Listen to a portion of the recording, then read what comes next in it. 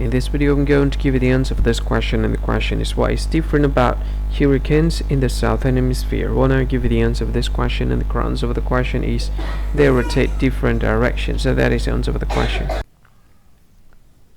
Hi, thank you so much for watching this video. If you find this video is very useful, you can help this channel to grow by subscribing this channel. Please this subscribe button and don't forget to like this video. And if you find this video is not really good, or you don't really like this video, or you kind of feel that it's a little bit offensive or something like that, you can click this one, dislike button. You can do that anyway.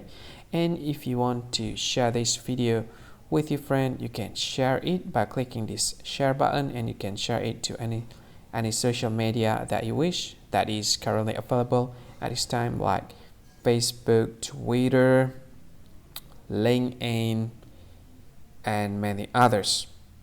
Right? And if you want to add this video to your playlist, you can click this one. You can watch this video later, and you can find more options by clicking these three dots.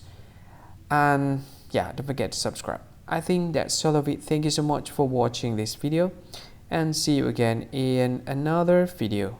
Bye bye. See you again.